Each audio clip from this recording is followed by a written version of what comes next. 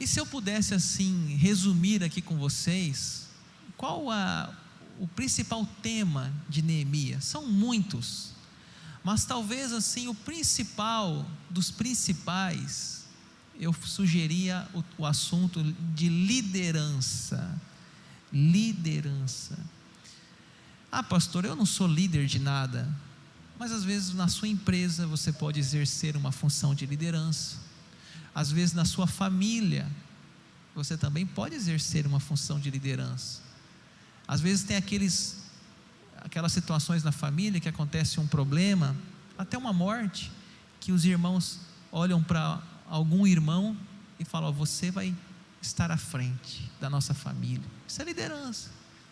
Não precisa necessariamente ser líder de um ministério na igreja, mas às vezes na própria sua sala de aula, você que é um adolescente, você é um jovem, às vezes você exercita a liderança. Enfim, o livro de Neemias é um manual de liderança. Neemias foi um líder exemplar. Ele precisou lidar com tantas coisas: oposição, adversários, precisou motivar a equipe, precisou planejar a ação. Então eu acho que um dos assuntos aqui principais para nós é sobre liderança.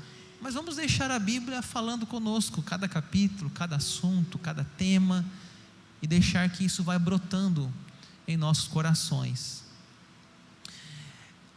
Ainda na parte de introdução, antes da gente entrar no capítulo 1, há um livro gêmeo, há um livro que vem antes de Neemias, chama Esdras. Esdras e Neemias. Na Bíblia hebraica, eles formavam um único livro. Então até é importante a gente conhecer um pouquinho do que é o livro de Esdras. E essa introdução aqui vai parecer um pouco de uma aula de teologia, mas é importante para você entender o que nós vamos estar falando aqui nos próximos domingos, sobre o livro de Neemias. Esdras e Neemias, eles relatam o mesmo fato: a volta do povo judeu para Jerusalém. Eu vou repetir. O livro de Esdras e Neemias relatam o mesmo fato: a volta do povo judeu para Jerusalém, da Babilônia para Jerusalém. Tá? Então, você vai ver que eu vou citar de vez em quando aqui a Esdras. Qual que é o contexto histórico? Olha na tela, 2 Crônicas 36, 20. Se você pegar ali e passar Neemias, voltar um pouquinho Esdras, voltar um pouquinho, é Crônicas. Então eu estou aqui dando uma sequência de assuntos. Então você pegar o último ali, finalzinho de Crônicas, capítulo 36, os que escaparam da espada, a esses levou ele para a Babilônia, onde se tornaram seus servos, ou aqui até escravos, e de seus filhos, até o tempo do rei da Pérsia. Vamos fazer aqui uma recapitulação bíblica. Olha, nós temos na Bíblia um grande rei chamado Davi. Vê se você me acompanha no raciocínio. Davi foi um grande rei e fez um trabalho excepcional. Teve umas quedas, uns percalços. O filho dele, chamado Salomão, deu continuidade. Salomão também teve algumas quedas, alguns percalços, e aquelas consequências de Davi, de Salomão, depois do filho de Salomão, chegaram à divisão do reino de Israel: tribo do norte, tribo do sul. Ali houve, naquele contexto, na tribo do sul, mais à frente, houve a invasão da Babilônia, e ali está o nosso contexto histórico. Jerusalém está destruída, Jerusalém está abandonada, Jerusalém precisa ser reconstruída. Olha que eu destaquei lá no texto, na tela, eu destaquei lá a palavra Babilônia. Eles foram levados escravos, eles foram levados cativos presos, eles precisam agora voltar. Esse é o período bíblico, esse é o período histórico de Neemias. A gente não tem ideia assim do que é isso, cativeiro, escravidão, guerra. A gente vive num país que não tem isso, é difícil para nós imaginarmos essas coisas. Mas assim, um exemplo bem, até mesmo fútil, imagine que um país vizinho nosso, Argentina, Uruguai, Bolívia, qualquer um desses países entrasse em guerra com o Brasil, e fôssemos invadidos, e fôssemos destruídos, e fôssemos saqueados, inclusive levados cativos, levados escravos, para trabalhar como escravos no país deles. Esse contexto está também no livro de Daniel e os amigos de Daniel. Então, pessoal, é importante que a gente, antes de entrar aqui no capítulo 1, a gente entenda que lugar está esse livro. Quem foi Neemias? Qual é o contexto histórico? Os judeus podem retornar à sua terra. Esdras 1, olha como os livros, eles são gêmeos, né? Os livros. Esdras 1, no primeiro ano de Ciro, rei da Pérsia, para que se cumprisse a palavra do Senhor por boca de Jeremias, despertou o Senhor o espírito de Ciro, rei da Pérsia, o qual fez passar pregão por todo o seu reino, como também por escrito, dizendo: assim diz Ciro, rei da Pérsia: o Senhor Deus do céu me deu todos os reinos da terra e me encarregou de lhe edificar uma casa de Jerusalém e de Judá. Eu li um versículo 1 que não está na tela, agora eu li o versículo 2, desculpa. Eu tirei ali porque estava muito grande a escrita. Eu vou ler só o versículo 2 de novo então. Assim diz Ciro, rei da Pérsia: o Senhor Deus do céu me deu todos os reinos da terra e me encarregou-lhe de edificar uma casa em Jerusalém. Então vamos entender o contexto. Os judeus estavam lá na Babilônia, e vem esse rei chamado Ciro, e ele autoriza os judeus reedificar. Passou 70 anos de cativeiro, e agora eles podem reedificar, recomeçar, reconstruir. 3 momentos importantes, pessoal, preste atenção nisso aqui, tá? Fique bem atento nesse começo aqui. Liderança de Zorobabel para reconstruir o templo, liderança de Esdras para ensinar a lei, e liderança de Neemias para reconstruir os muros. Esses 3 homens foram usados por Deus. Zorobabel, reconstruir o templo; Esdras, ensinar a palavra de Deus, a lei; e Neemias, reconstruir os muros. Vamos aqui ver rapidamente um versículo de cada um. Zorobabel aparece lá no Esdras 3:8. No segundo ano da sua vinda à casa de Deus, Jerusalém, no segundo mês. Zorobabel, um nome bonito para o seu filho, hein? Zorobabel, o que você acha? Zorobabel, Zorobabel, vem aqui, meu filho, né? Zorobabel, filho de Seatiel. Aqui tem nome de um monte de filho aqui, ó. Jesua, filho de Josadaque, e os outros seus irmãos, sacerdotes e levitas, e todos que vieram do cativeiro a Jerusalém, começaram a obra da casa do Senhor, e constituíram levitas da idade de 20 anos para cima, para superintenderem. Veja que eu destaquei na tela o nome dele, Zorobabel, um nome muito lindo, Zorobabel, e eu destaquei na tela casa do Senhor. Então você vai lembrar assim, ó, qual foi a função de Zorobabel? Construir ou reconstruir o templo, a igreja deles lá. Era um templo central, era um único templo, era o templo de Salomão. Eles tinham que reconstruir aquilo, e Zorobabel foi o que recebeu essa missão. Esdras 3:8. Aí vamos ver o Esdras, né? Capítulo 7. Olha quanto eu estou usando aqui o livro de Esdras ainda, né? Na introdução. Passadas estas coisas, no reinado de Artaxerxes, outro nome maravilhoso, Artaxerxes, rei da Pérsia, Esdras, filho de Seraías, filho de Azarias, filho de Ilquias, ele era escriba, versado na lei de Moisés, dado pelo Senhor, Deus de Israel, e segundo a boa mão do Senhor, seu Deus, estava sobre ele. O rei lhe concedeu tudo quanto lhe pedira. Aqui nós temos então o Esdras. O que era a missão dele? ele era escriba, versado na lei de Moisés, o Pentateuco, Gênesis, Êxodo, Levítico, Número, Deuteronômio, a lei de Moisés, o Pentateuco, chamado de lei, que para nós é a Bíblia. Então, a função de Esdras era ir lá em Jerusalém e ensinar a palavra de Deus, porque estava começando novamente a cidade, estava começando de novo Jerusalém, saindo dos escombros, para virar uma nova cidade. E o Esdras, a missão dele era ensinar a palavra de Deus. E o nosso personagem principal da nossa série, o Neemias, que era a reconstrução dos muros. Neemias 1:3, disseram-me: os restantes que não foram levados para o exílio e se acham lá na província estão em grande miséria e desprezo. Os muros de Jerusalém estão derribados, suas portas queimadas. Vamos ver então se vocês entenderam até aqui. Qual era a função de Zorobabel? Reconstruir o templo. Qual a função de Esdras?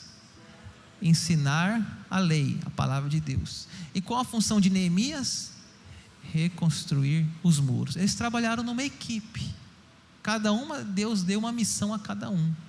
Primeira leva, Zorobabel. Segunda leva, o Esdras. E a terceira leva agora é o Neemias. Tá bom? Então o tema de hoje, pessoal, é Jerusalém antes de Neemias. Nós vamos ver no capítulo 1 qual foi o papel que Neemias exerceu ali na reconstrução daquela cidade, né? Começando então lá, quem era Neemias? O capítulo 1, verso 11 fala um pouquinho dele. Nesse tempo eu era copeiro do rei. Neemias, escute isso aqui, Neemias estava 1.500 quilômetros, mais ou menos, de Jerusalém. Ele era copeiro do rei a 1.500 quilômetros de distância. É longe, hein, gente, para aquela época. E ele era o que? Copeiro do rei. O que é o copeiro do rei? Naquela época, as pessoas envenenavam o rei. Envenenavam o rei como? Num vinho, numa bebida, na comida. O copeiro do rei, coitado dele, né? Ele tinha que comer. Se ele estava vivo, o rei comia. Então, ele era uma pessoa da confiança do rei. Confiança. Se o Neemias falava: rei, pode comer isso aqui, está tudo certo, essa comida já foi inspecionada. O rei fala: Neemias, você falou, eu acredito, né? Era um cara assim que tinha as senhas do rei, tinha tudo do rei, né? Sabia tudo do rei. Ele não era um funcionário simples, ele era uma pessoa de confiança. E esse Neemias, né? Deus vai dar essa missão para ele. Qual a missão dele? Ir lá em Jerusalém, 1.500 quilômetros de distância, e reconstruir os muros da cidade de Jerusalém. Sabe o que significa Neemias? Aquele que consola. Um nome bonito, hein? Neemias. Quem sabe você vai dar esse nome para o seu filho? Neemias. Zorobabel, eu estou brincando, gente, Zorobabel. Mas Neemias é um nome muito bonito, hein? Né, meu amigo Neemias? Neemias está lá em cima. Nós temos um Neemias aqui na igreja. Sua mãe estava inspirada, meu amigo, quando deu seu nome, viu, Neemias? Um nome muito bonito. E uma linda história da vida dele na Bíblia. Então, capítulo 1, verso 2: veio Anani, um de meus irmãos, com alguns de Judá. Então lhes perguntei pelos judeus que escaparam e que não foram levados para o exílio, e acerca de Jerusalém. Disseram-me: os restantes que não foram levados para o exílio se acham lá na província, estão em grande miséria e desprezo. Os muros de Jerusalém estão derribados e as suas portas queimadas. Pessoal, está lá um dia o Neemias, está lá zapeando no WhatsApp, na Netflix. Aí chega lá o Anani e fala assim: e aí, Neemias, tudo bem? Tudo bem, Anani? Como está o nosso povo? Neemias Tá feia as coisas lá. Jerusalém está destruída. Os muros estão derrubados, a cidade está em grande miséria. Olha, situação muito triste do povo judeu lá em Jerusalém. Pessoal, a gente não tem cidades hoje fortificadas. Nós temos as nossas casas, né, fortificadas. A gente não tem muros em Rondonópolis, nós temos muro em nossa casa. Mas muro significa o quê? Proteção. Cerca elétrica significa o quê? Proteção. Uma cidade que não tem muros, na época, era uma cidade abandonada, uma cidade que qualquer pessoa entrava, saía, ladrões, inimigos, outros povos. Imagine a sua casa hoje sem muro. Imagine a sua casa hoje sem uma cerca elétrica. E aí? Está abandonada a sua casa, está sem segurança. Então, os muros eram uma defesa. E lá estava, a cidade estava com os muros derrubados. Lá nos Estados Unidos, né, eles fazem aquele muro para proteger da entrada de imigrantes, né? Eu acho que é um exemplo assim hoje de uma cidade, né, de um país que tem muros. A gente não usa mais isso, mas na antiguidade as pessoas faziam isso. Fechavam as suas cidades com muros, com proteção. Então, muro, gente, é defesa, é segurança, e aquela cidade estava desprotegida. Qual foi a reação de Neemias quando ele recebeu as notícias de Jerusalém? Tendo eu ouvido essas palavras, assentei-me e chorei e lamentei por alguns dias. Ele foi às lágrimas. Alguém fala assim: homem não chora, né? Já ouviu isso? É uma besteira, né? Homem não chora. Jeremias, ele chora. Por que ele chora? Porque ele se compadece dos irmãos dele, do povo dele. Ele tem coração. Neemias, ele tem sentimento, ele se compadece. Ele chorou, ele lamentou. Mas ele não fez só isso, ele também jejuou e orou. Estive jejuando e orando perante o Deus dos céus. Quando a gente fala assim de oração na Bíblia, vou fazer uma série de oração aqui. Com certeza Neemias aparece, porque Neemias é um dos personagens da Bíblia que fala muito de oração. No livro dele, são 13 capítulos, aparece 10 orações de Neemias, 10. E o capítulo 1, do verso 5 até o 11, é uma oração. Você olhar na sua Bíblia aí, Neemias 1, do verso 5 ao verso 11, é uma oração dele. Ele era um homem de oração, ele era um intercessor. E nós vamos ver aqui características da oração dele, do verso 5 ao 11. Primeira característica: ele adorou a Deus, disse a Senhor, Deus do céu, Deus grande e temível, que guardas a aliança e a misericórdia para aqueles que te amam e guardam os teus mandamentos. Primeira coisa que ele fez na oração foi adorar. Às vezes, pessoal, a gente começa a oração já pedindo, sabe? A gente não dá nem bom dia para Deus. Chega assim: oh Deus, faz isso, faz aquilo para mim, resolve esse problema. Cara, já viu quando chega para o seu pai e fala: ô pai, me dá 5, ô pai, me dá 10, o que você tem que fazer? Ô pai, você está tão lindo hoje, pai, você está tão cheiroso, faz um carinho, né? Deus não é pai? Por que a gente já chega em Deus pedindo tudo? O que a oração do Pai Nosso nos ensina? Primeira parte: Pai nosso que estás no céu, santificado seja o teu nome.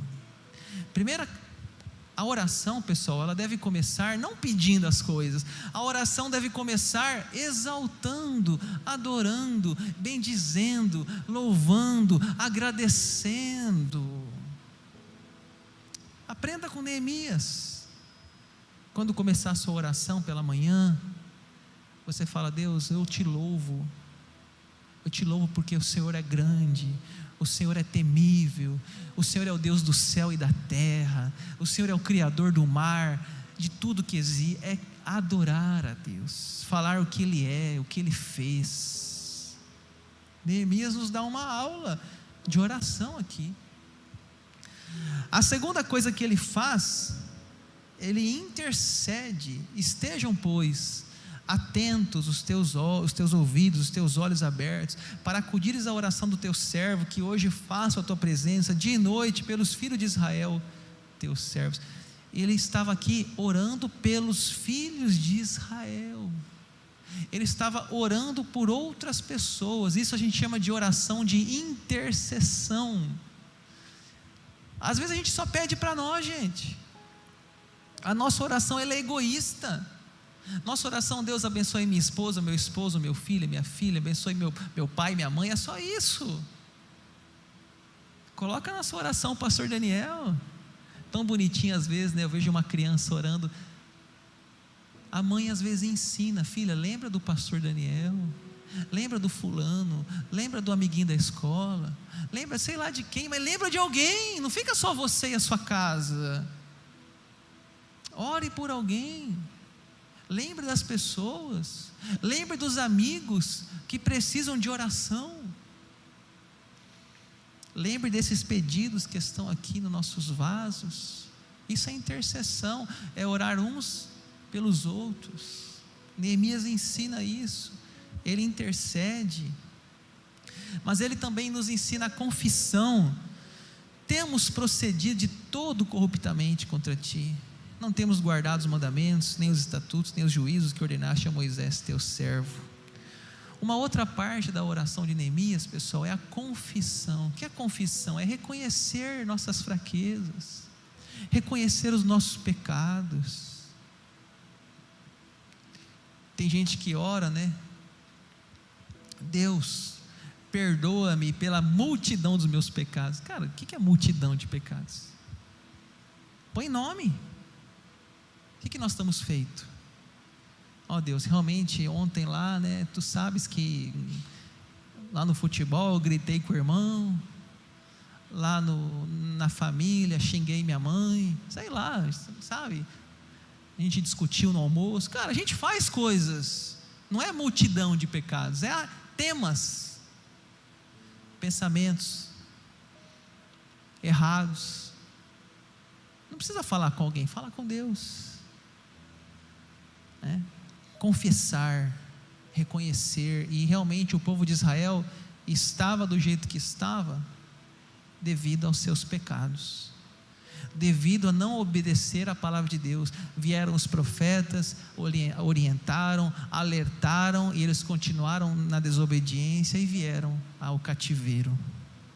Neemias reconhece os erros do seu povo, ele não esconde os erros. Em último lugar, ele também faz pedidos: concede que seja bem sucedido hoje o teu servo, e dá-lhe mercê perante este homem. Que homem? O rei. Ele ia falar com o rei, é o capítulo 2, é a semana que vem. Ele ia pedir ao rei a autorização de lá em Jerusalém. Então ele pede: Deus, me dá que eu seja bem sucedido, me abençoe na minha viagem, me abençoe na minha conversa com meu chefe. Nós podemos pedir também, gente, não é errado pedir, temos que pedir sim. Deus, me dá sabedoria, Pai, nessa decisão que eu tenho que tomar, me dá sabedoria para resolver esse problema no meu trabalho. Pessoal, vamos ver se vocês têm boa memória. Quais são os 4 temas que eu coloquei aqui da oração de Neemias?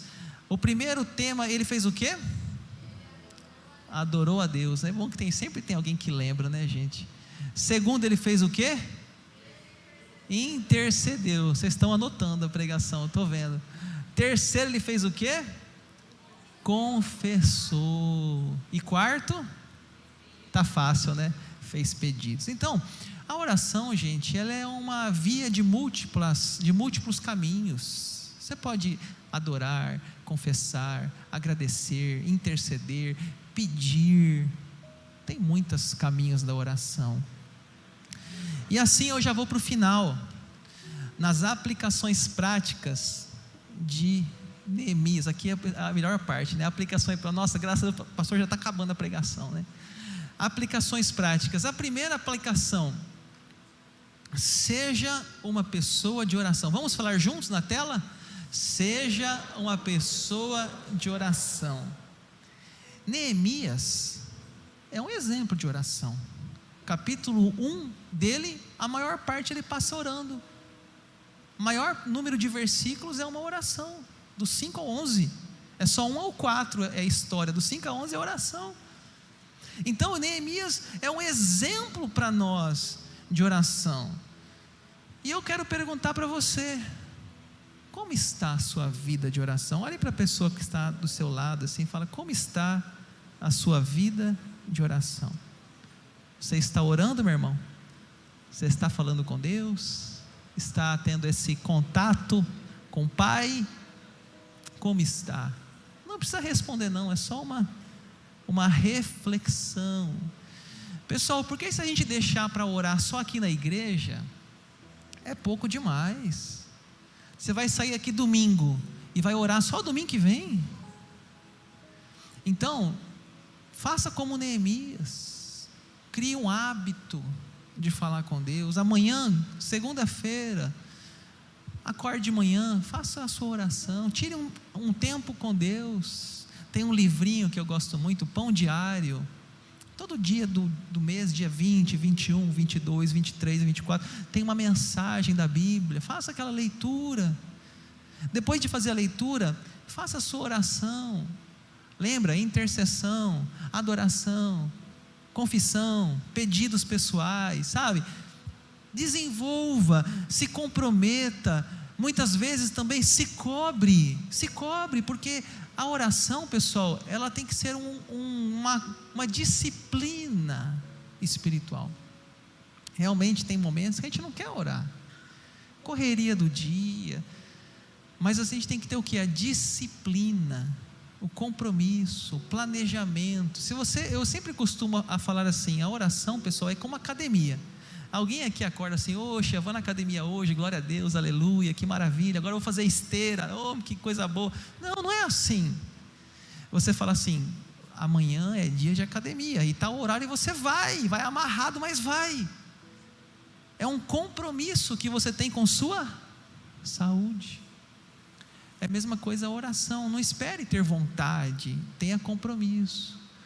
E separe um horário do seu dia para falar com Deus. Que horário é melhor? Pela manhãzinha, na hora do almoço, antes de dormir? Não sei, mas pense com cuidado, se você realmente é uma pessoa ou não de oração. A segunda aplicação: seja uma pessoa de oração e ação. Neemias orava e agia. Ele falou com Deus e foi lá e falou com o rei. Ele pediu a Deus sabedoria e foi para a ação da sua vida prática. Ele ficou sabendo que Jerusalém estava destruída. Ele orou e foi fazer algo pela sua cidade, que nós vamos ver nos próximos capítulos. Ele foi um homem que agiu. Então, irmãos, nós começamos o nosso dia ali. Deus, que esse dia seja abençoado, que esse dia seja um dia tranquilo, que esse dia teus anjos estejam me guardando. E irmão, vai trabalhar, vai para a guerra, vai para a luta, não vai ficar o dia inteiro orando não, tem que ir para a ação.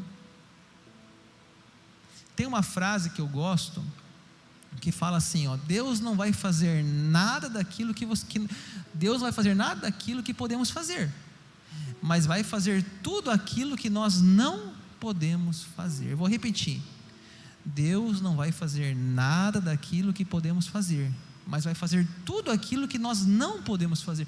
Então, o que está na tua mão, é você que tem que fazer, você tem que agir, você tem que tomar a iniciativa.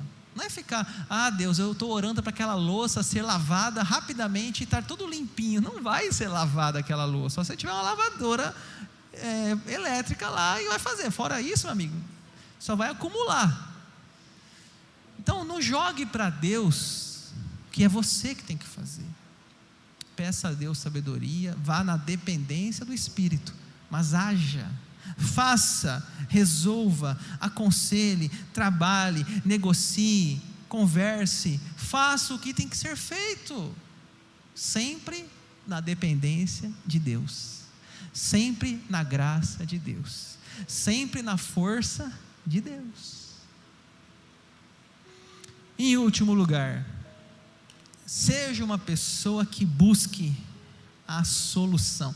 Neemias, ele recebeu uma notícia: Jerusalém está destruída. Ele buscou uma solução, ele buscou resolver o problema. Sabia que você que está aqui hoje me ouvindo, Deus também tem um propósito na sua vida, na minha vida, na vida de Neemias.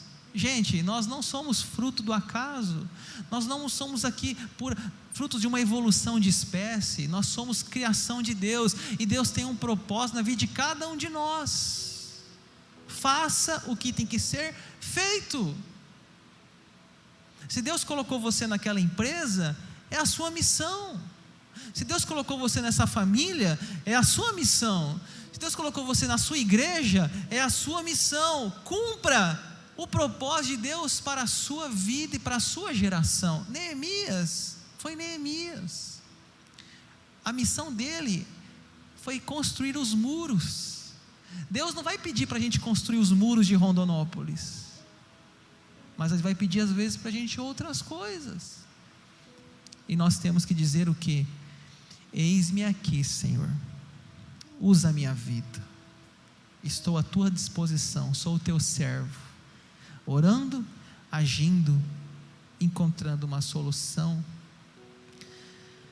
Eu espero que você tenha entendido o primeiro capítulo de Neemias. O pessoal do louvor já vai se preparar aqui, nós vamos finalizar esse culto cantando, louvando, pedindo que Deus nos mostre qual o propósito dele para nós. Por que Deus está me levantando nessa geração? Qual o motivo que eu estou morando nessa cidade, nesse bairro? Por que eu estou nessa empresa?